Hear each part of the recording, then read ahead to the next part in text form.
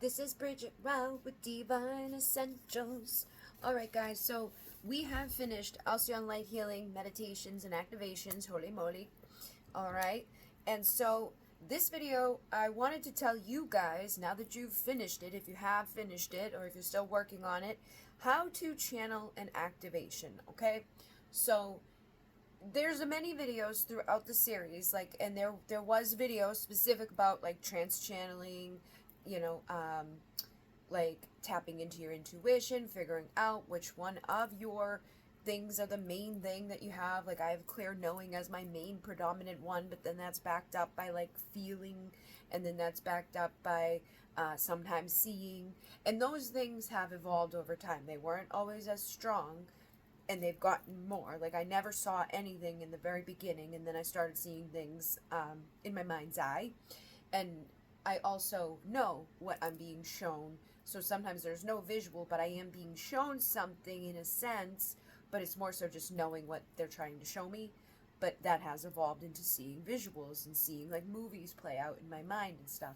But that came with practice, okay? So practice is what is necessary for you to get comfortable with any of this, first of all. But if you want to channel an activation, you basically are going to open the vortex and go into meditation, or even just pay attention, because again, for clear knowing, sometimes I would just know what they want me to do, or what I'm being guided to do, or maybe I sit down and do some automatic writing. There's been times that I'm just receiving a message from the Pleiadians, and in it is an activation where they're like, all right, now take a deep breath. And sometimes I don't even realize until I'm writing it, and it's like, take a deep breath, now activate. Like, things come through automatically without me even knowing, and so you will usually pick up on it as it's happening. Like, oh wow, I'm being guided to write this, or I'm being guided to say this. Another example, back in the very beginning of my doing like events and stuff, I was nervous about doing it. I had already done some like automatic writing messages and things like that for people, and I had done like guided meditation at home as like a pre-recorded video. Like, I would put like little pictures in a video editor and then record my voice as it goes along with like the pictures. So there's like different clips of pictures, last about 20 to 30 minutes. So I knew that I could record my voice for 20 to 30 minutes, and I would just go with it sometimes. Other times I would have automatic writing come through, as in like a guided journey to Alcyone, and it would come through automatic writing, this whole journey, and then from there I would take it and I would go find a bunch of pictures of the dolphins and stuff and put those in there, and then read what I had written out through the automatic writing as a activation meditation or whatever. Okay, so there's really no one way to do it. I really just urge people to follow their intuition. In another sense with this, when I was doing in-person events, like my first one, again, I was nervous. I went there, I was like, I had just finished doing Moon Key Rites, so I was like, let's connect the archetypes of the Moon Key Rites. The different ones for the different chakras. So I wrote that all out, and I went there, and I had people come, and I laid out everything for them, and they laid down, and I started reading what I had written, and then within a few minutes, I closed that, put it down, and I just went. I just said. And again, I had already kind of had the sense of like knowing what was written, but by trying to read it was stunting me, because like, you know what I mean? Like, you stumble over it. Instead of doing that and trying to like read what was already written, I just let the words flow.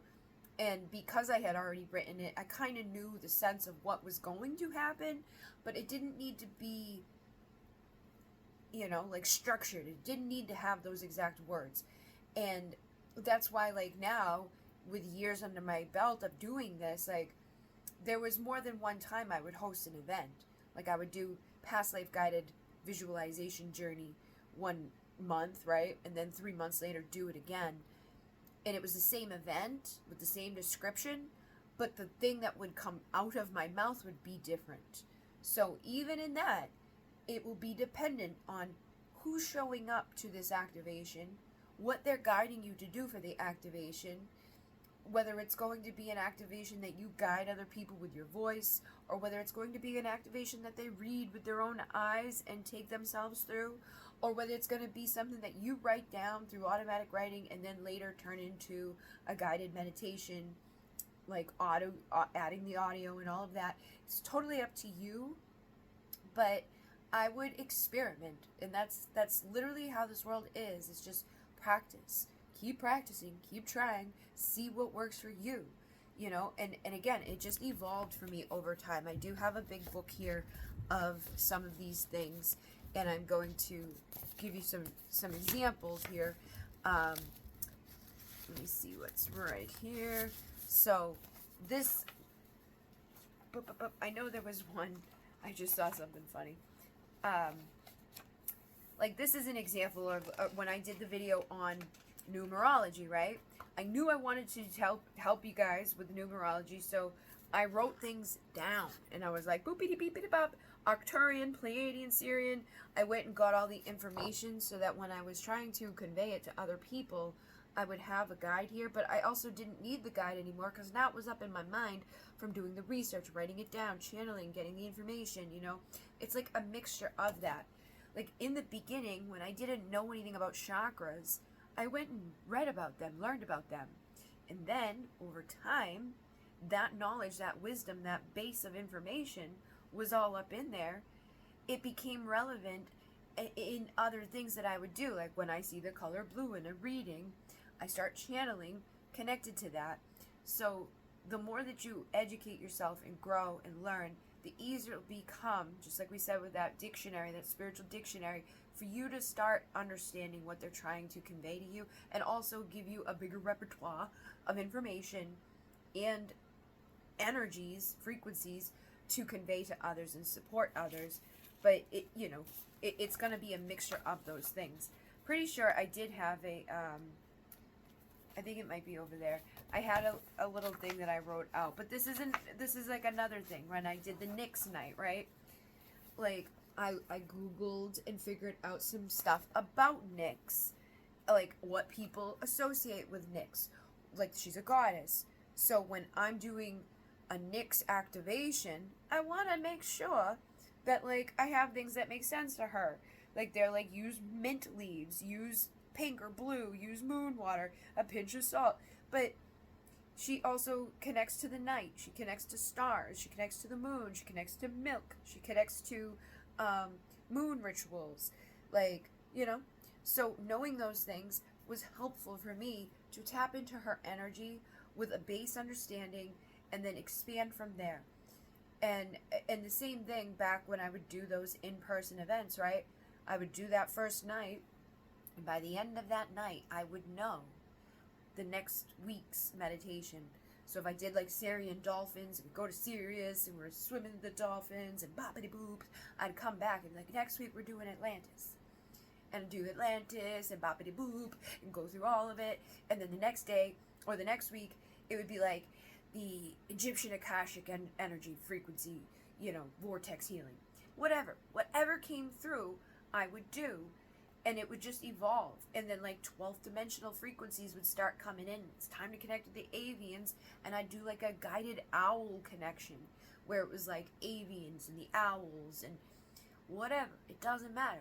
You could help people to be guided to do a specific outcome. Like let's figure out what your spiritual animal is. Let's figure out what your spirit guide is. Let's figure out what chakra needs the most attention right now, and you just guide people, right? Those things you could do, past life guiding. Again, I would recommend learning about it, listening to others, taking bits and pieces of that information and those experiences that you had. Like, I listened to past life guided meditations, so I kind of had an idea of what other people had done. So when I did it, I used like a spin-off of it. I didn't copycat, but I would be like, oh, I like that idea of like walking down, a corridor of doorways, right? But like when we go through the doorway, what's gonna happen? Is the doorway gonna be significant, or all the doorways gonna be the same? Those are the things that come through in the moment and are different every time for me. Like sometimes, even in one specific guided activation or meditation or whatever I'm doing, even in just that one session, it can be different among like the concept of it. So like we're going down the doorway for this lifetime, right?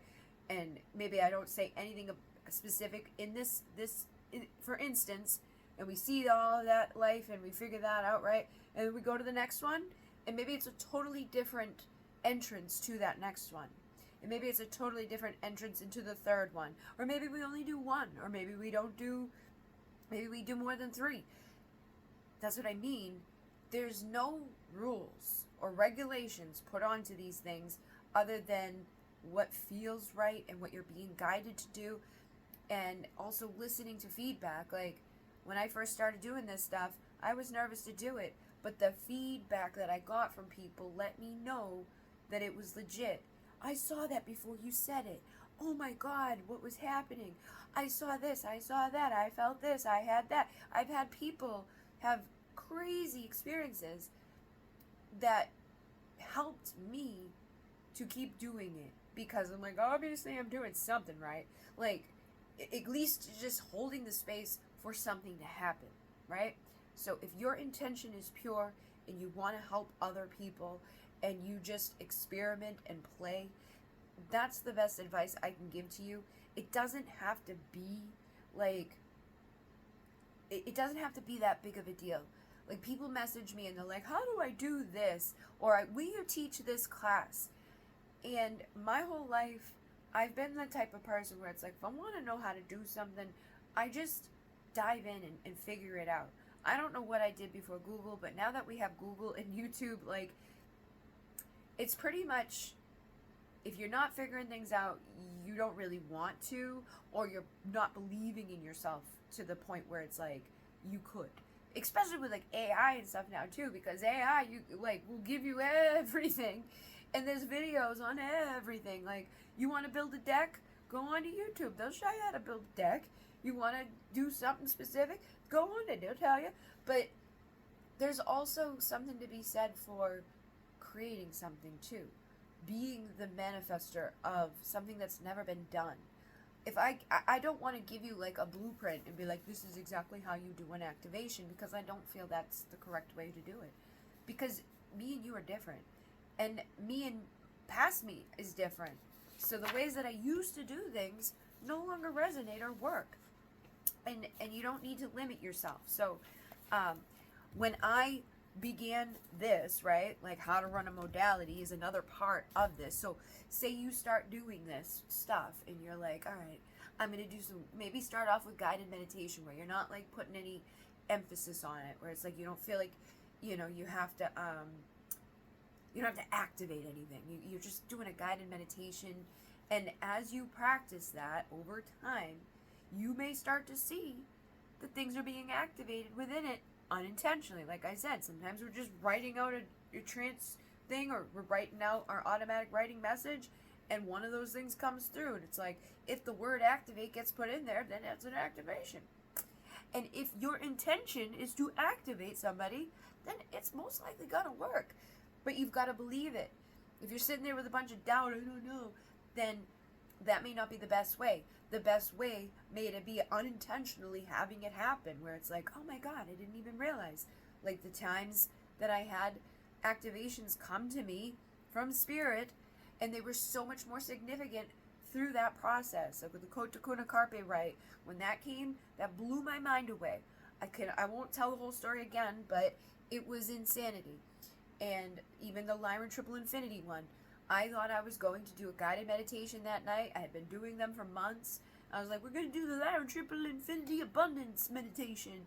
But when I was there in the moment, and the Spirit guided me to get up and to walk over to everybody there and start doing figure eights on them, and I had been coming out of the Mune Key with all the rites and stuff, and,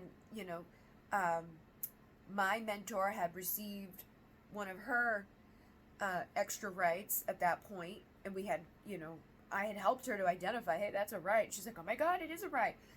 That's when mine came a while after, and I was like, oh my God, it's a right. And I just knew it. I just knew it, and I just trusted it, and I just did it. And it was the same thing with the Kotakuna. Well, the Kotakuna carpet was different. I thought I was doing a guided meditation, and then in the shower, I heard it's a right.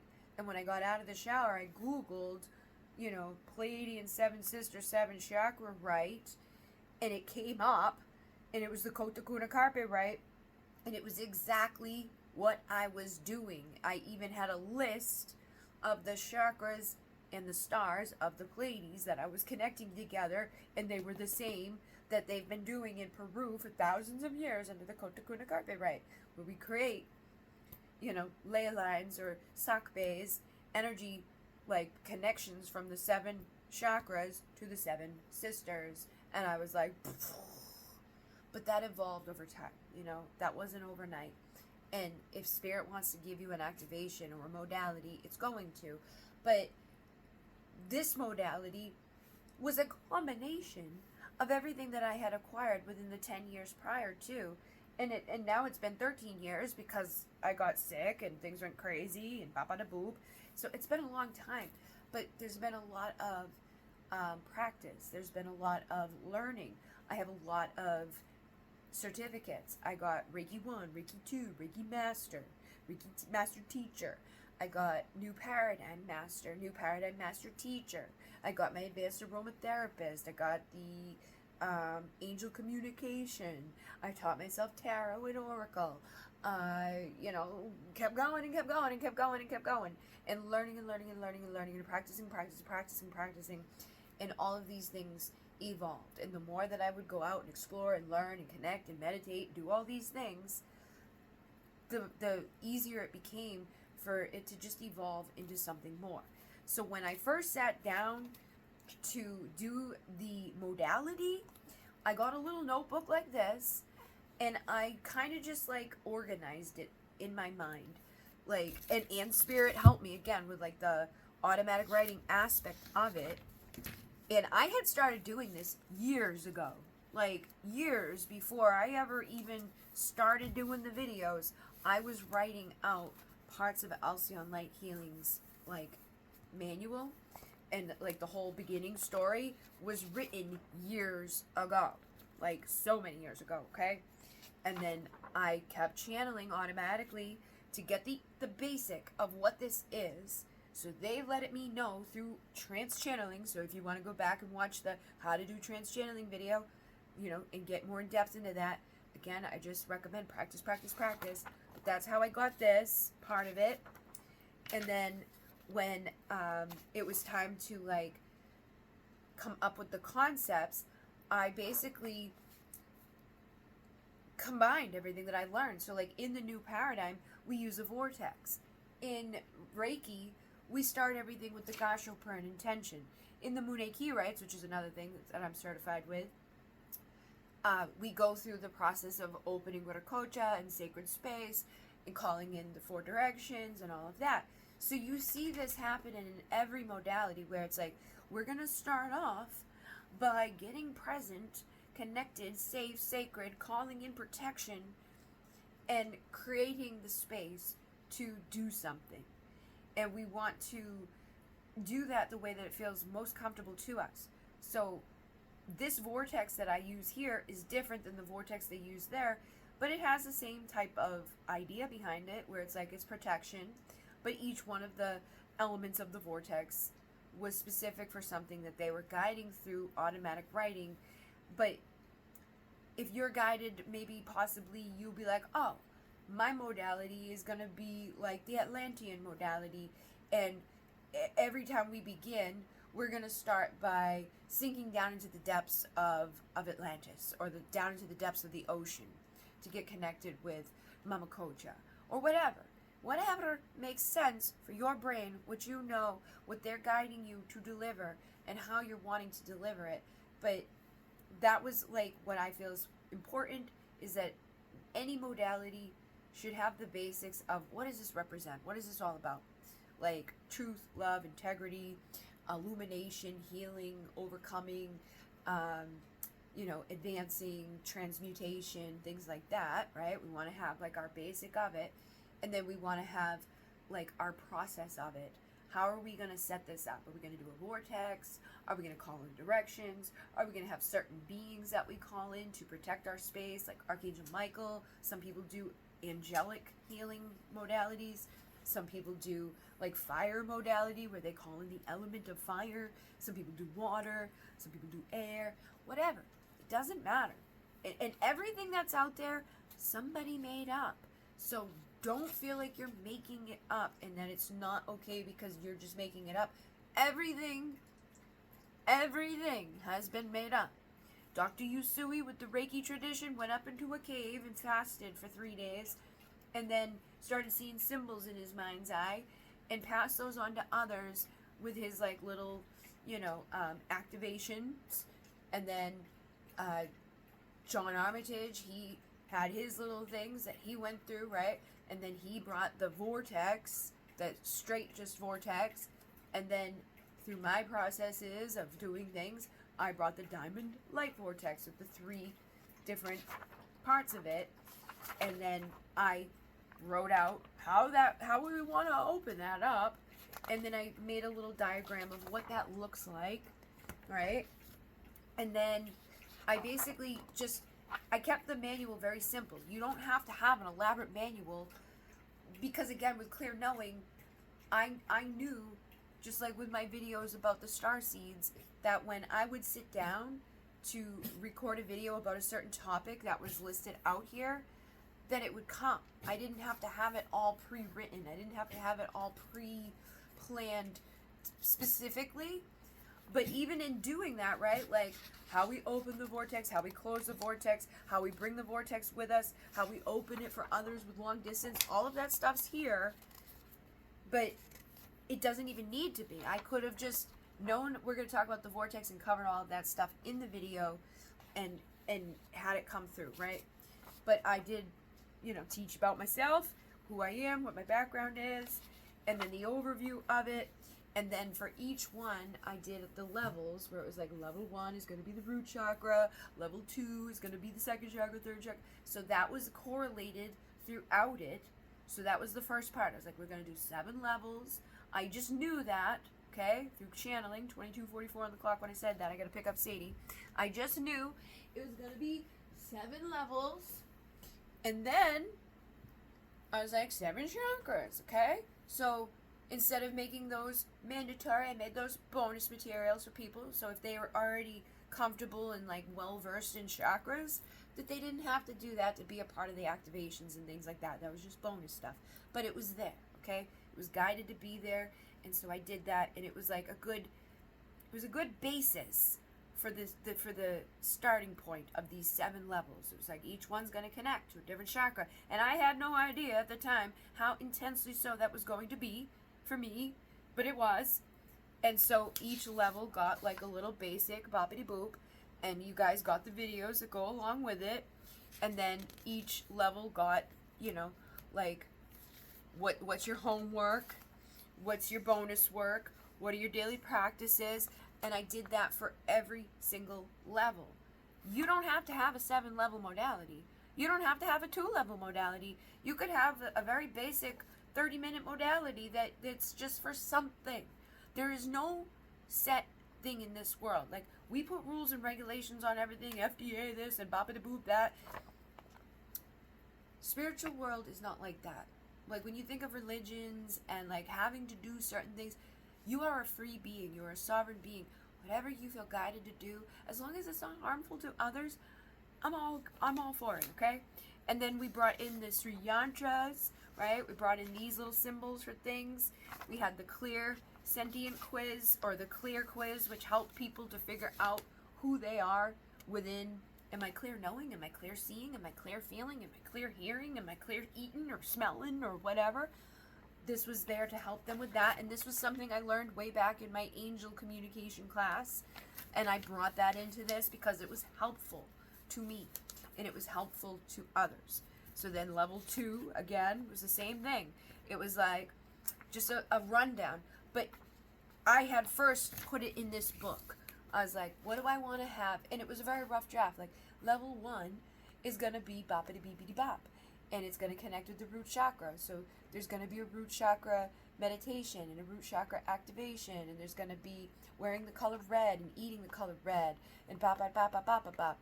And then, you know, all the things that I did for activations and meditations was also listed there.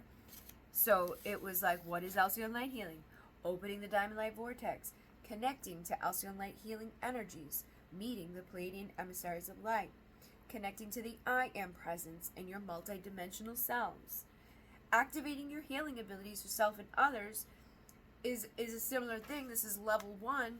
In the very first rite of the Monet key, we activate the healing ability in people's hands. So we want to activate people's ability to heal themselves and others pretty quick on in anything that we do. But before we even got to that, I wanted people to get to see the vortex, know the vortex, understand it, meet their higher selves and their I am presence energy, and just have the awareness that all of this vastness of information is now available to them there, and that this one is protecting their physical vessel and is helping them day to day, and they can bring it with them everywhere they go. And the bottom one is grounding them and helping them.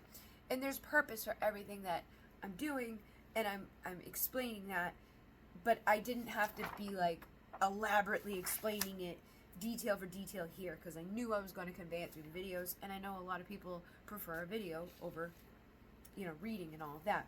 So then after the activating the abilities for self and others, we discovered our gifts with the Claire quiz, and then asking unanswered questions and getting answers was another part of that, because that was a big part of my beginning of my journey, was asking questions that seemed crazy or popping random information into Google, but always came back with results that would tie me into synchronicity with the Pleiades. So there's a video about that in level 1 that helps you guys to know like how to maybe do some Googling and research with your astrology, with your numerology, with your name, with your intuition, and how that even in itself could be the basis for what type of modality you would bring forth into this world. Okay, so I did that for every level up until the 7th level, and again it was pretty basic, you know, within here.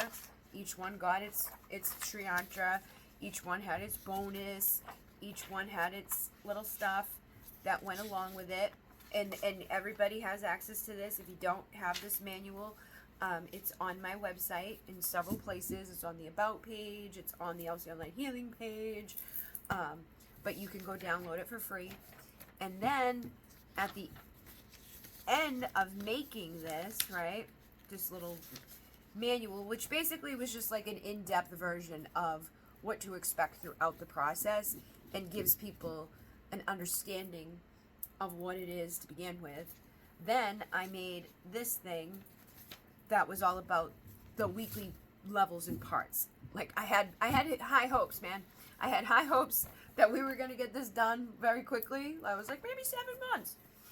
Maybe 7 years. No, it didn't take that long, but it did take a lot longer than anticipated. But we still had this as our guide of like, all right, so these are what to expect.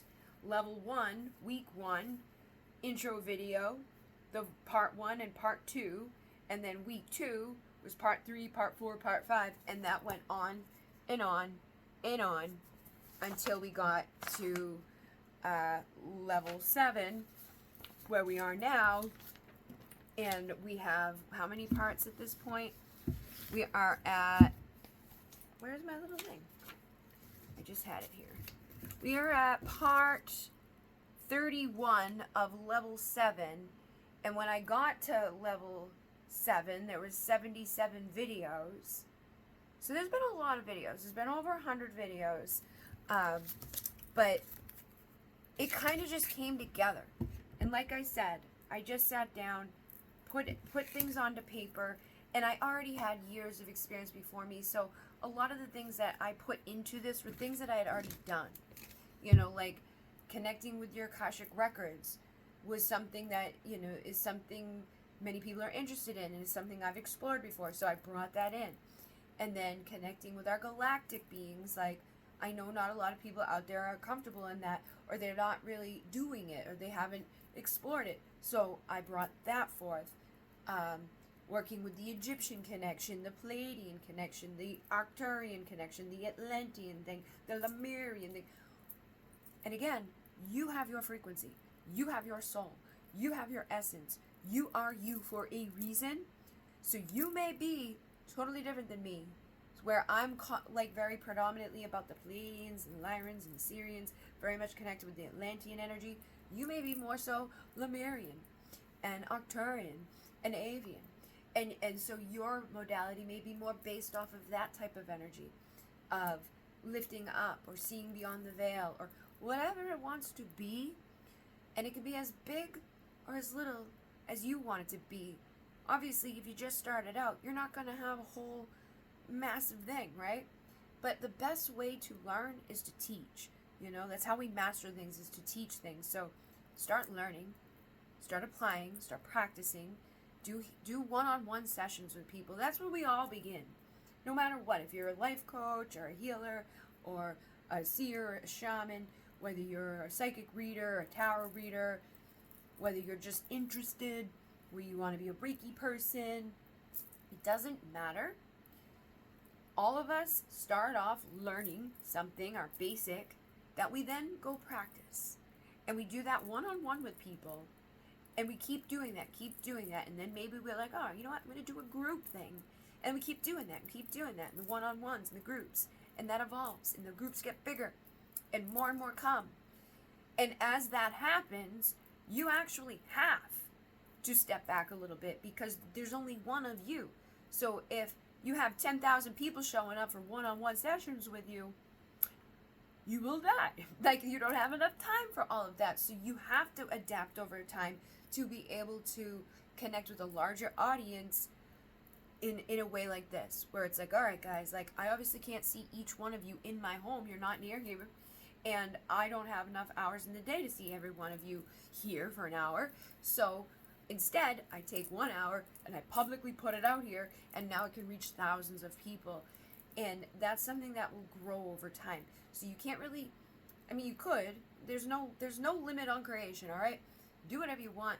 But that seems to be the natural flow for things with people, is like, we learn our basic, we apply it one-on-one, we grow that group, we get bigger and bigger, and then we start to adapt and like remove ourselves from that hourly wage type of thing. We don't want to be trading our time for money. We want to get more creative in how we're going to reach more people. It'd be more effective to help larger groups, but not hurting ourselves in that process of burning ourselves out and just working to the bone and never having a day off, and then burning out and getting dead and having Lyme disease and, doing all the things that I've done. And again, sometimes your experience being lived out in front of other people is its own modality in itself. I know there's a lot of people out there who have learned from me, or they have felt inspired by just observing, the experiences and the history that I have, or the things that I'm doing currently or have been doing in front of them for a long time. And so just be yourself, be your authentic self, do what you feel good doing. Don't force something. Like when I took Reiki and I didn't like it, I learned other modalities so that I could bring those in. The Reiki was like the basic, though. It was like, okay, I got the basic understanding, but there was something missing from it. It was all those rules and regulations. Blah, blah, blah. And then the other thing was like, ba-ba-ba-da-bop. And it kind of like did the same thing. It was contradicting itself. And I'm like, what the hell? So I don't ever want you to feel like you can't do something that you want to do. Do it. Try it. The only way you're not going to be able to do something is if you don't believe that you can. If you believe that you're inadequate or you don't know enough, ba-ba-da-boop, then that's where you will stay. The only way that will change is if you choose to believe that I can do this. Everybody else around here seems to be doing it. I'm going to try it out. I'm going to do it. I'm going to keep growing. I'm going to keep evolving. And as I go, I will shift and grow and heal. And again, like when I was doing these activations in here, they had been from my past too. So it was like I was collecting them from things that I had already done. Like the past life thing I had already done, so let's add that in here. Like the Octarian cellular healing I had already done, so let's add that in here. The Pleiadian journey to Alcyone was one of the first things I had ever done, so yeah, I put it in here. But I can guarantee you that journey to Alcyone that I did, 8 years ago, was most likely very different in its wording and energy than it was when I applied it into this modality, because of all those years apart, and because the energies and frequencies shift, and because our beliefs change, and because us as channels grow and evolve. So don't even ever hold yourself to be limited by something just because you put it out there. There's people who will shift that and change that and grow from that, and they there's been modalities out there. They had one name, and then over time they change the name, or they upgrade the system because they've upgraded their system. They've evolved. They've grown. Sometimes people look at that as like a money grab, like, well, why do you need this if you've already got that? But it's like, because the teachings elaborate, they're growing, your brain is expanding, your energy is growing, your frequency is rising. Obviously, your consciousness is going to shift. So the basic teachings that we dived into back here in this little modality may need to be grown up on. And I find that just happens naturally anyways, just through our, again, experience. If you're not going to actively do healing on other people, or you're not going to actively be engaging as service to others, at least begin with yourself, as service to yourself, with the meditation and self-healing and exploration and understanding. And I did a lot of that for years by myself in a basement. And then once I had that down pat and I had the basic understandings, that's when I was like, all right, I'm going to try Reiki. And then I did the new paradigm, and it kept going and kept going and kept going and kept going and kept going and kept going and kept going, and now I'm here, and it just keeps going. So there's no right or wrong way. And when I would do these videos, right, like I had my little plan here, this kept it all organized for me. I would look at my thing and be like, okay, like this was when we had 27 things left to do. This was my list at that time. I had written it out again for me just to like take it down, because this was from level 6. So instead of having all that other stuff to look at, I was like, let me just kind of like condense it, because this was a lot to take on. I think I would recommend for your first modality, maybe do one level, maybe do like a very basic. Don't commit to a whole year, because it's a lot. I knew it was going to be a lot, but I just bit off more than I could chew at the time. But this helped me to be like, all right, it's not so much anymore, because now we're at level 6. But look at this, just from level 6, man. And there's more on the back. That was level 6 and level 7. A lot of stuff. But what I would do when I would get to one, like release fear and limitation, or if it was a teaching video, like this is an example here, right? The Galactic Akashic Record video. Before I would record that video, I would sit down and make myself notes. I would do some like automatic writing. I would do some Googling. I would like watch a video just to like refresh myself, get other perspectives, see what other people thought about it. And also through the automatic writing, hear what Spirit wanted me to focus on, or what they wanted me to say. And that's the great thing about clear knowing too for me, is like I can watch a video and automatically know if like Spirit's on board with that or not on board with that, wants me to like elaborate on something, or to like not engage in something, or to help other people to steer clear of something that may feel inadequate or inaccurate or limiting or whatever. So I would make myself little notes, and then I would do the videos with the notes. Same thing when I did like the Are You a Pleiadian video, Are You an Octarian video, I would make myself a little list of things that Spirit wanted me to go over, and I would like collectively grab some like resources and see what other people had out there, just so I didn't forget anything. And that's how everything is, guys. Like when you do a book report, you go and you report on the book, right? You take the boop boop boops. So take the boop boop boops from all the information that you've acquired through your practice of being alive and healing yourself and helping others, And if at this moment you don't feel like you have that much of that, start practicing with that one-on-one, and just know it will grow over time. In my very beginning days, I started off on YouTube just saying, hey guys, does anybody have a question for the Pleiadians? Somebody always did. Even when I had 0 subscribers, it was like it found the right people. Maybe it was only 2 questions, but me making those videos, answering those questions, brought more people to ask and more people, and I got to learn more because I got to hear the answers that the Spirit's bringing through to these people. Those people have been like lifelong followers since then. Some of them still show up and they're like, hey, what are you doing? So it will evolve and grow over time. You don't have to come out the gate being perfect. You don't have to run a modality or an activation. Just do what feels right to you, and establish something inside of yourself that you can help other people with, and be in service to others, and that's going to serve your life much better. It's when we start doing things because we want money, or we start doing things because we want a certificate or some sort of recognition, that things get jaded and things get messed up, and it's not the right energy, and you'll probably just hurt yourself, or you won't have the results that you're looking for, or you'll become like about it. So come at this stuff with the right intention from the get-go, and that will save you a lot of heartache. And look at what other people are doing without copying them.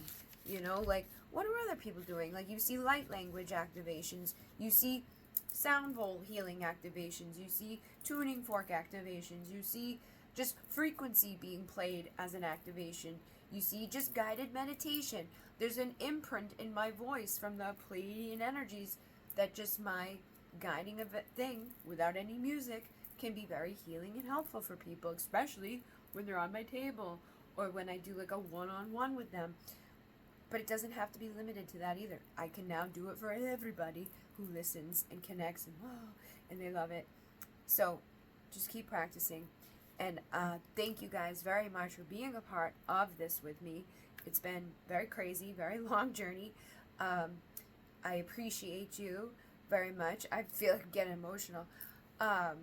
This is something that I knew back when I did my new paradigm, like my first new paradigm. I knew back then that I had Alcyone light healing to deliver to this world.